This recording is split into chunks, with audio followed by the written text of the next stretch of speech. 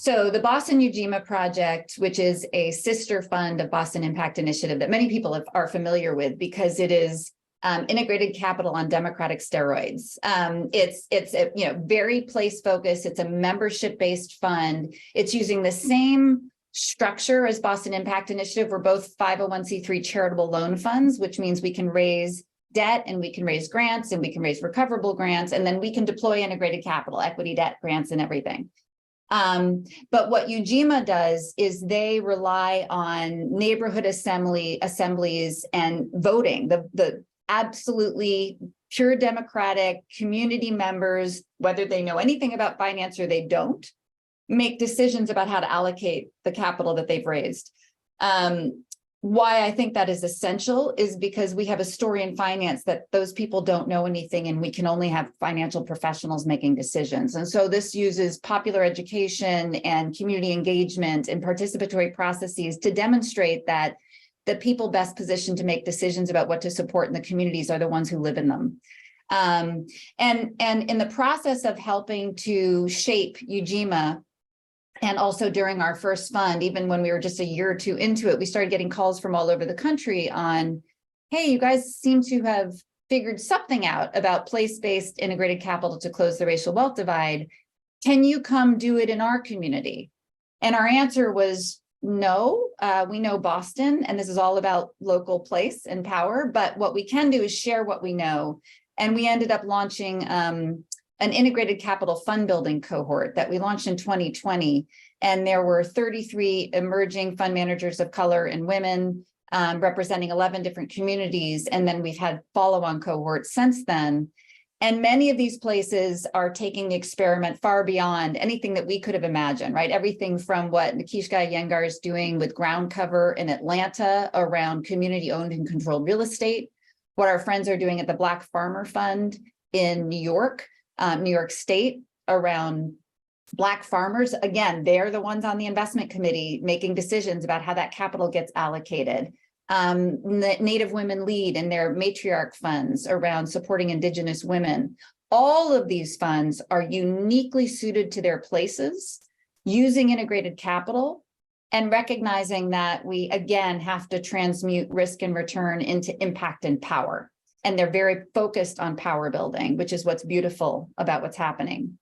More specifically, let me go to this question of engaging all stakeholders, and I'll use a specific investment, one of the ones I'm most excited about from our own backyard, which we just closed last year. This is called the East Boston Neighborhood Trust.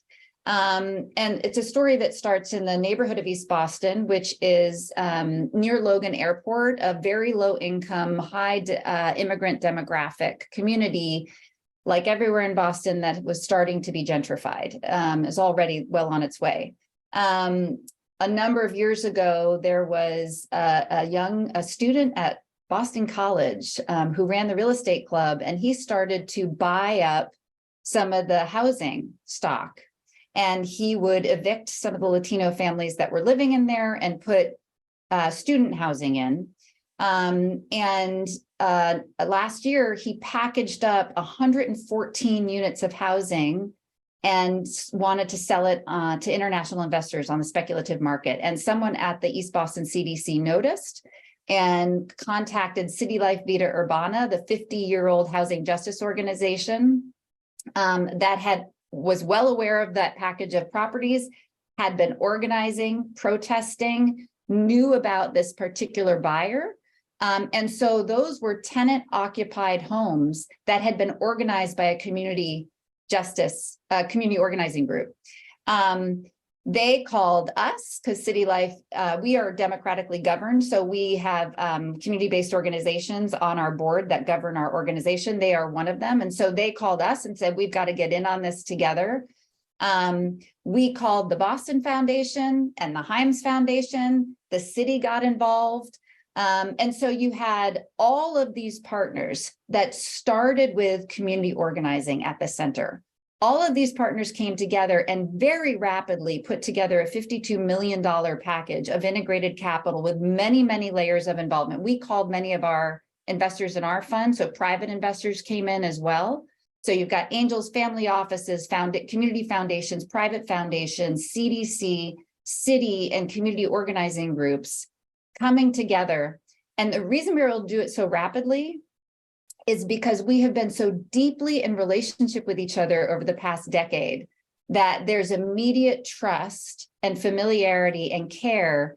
And I forgot to say the main thing, which is Trust Neighborhoods, which is a group out of Kansas City, came forward with what's called a MINT, a mixed income neighborhood trust. And they helped design the capital stack so that you would have a tenant governed package so that the CDC owns it, the tenants govern it, and we were all able to structure that. So it's a wonderful story of an anti-displacement real estate investment that could only have happened with these sort of strong place-based relationships at the center.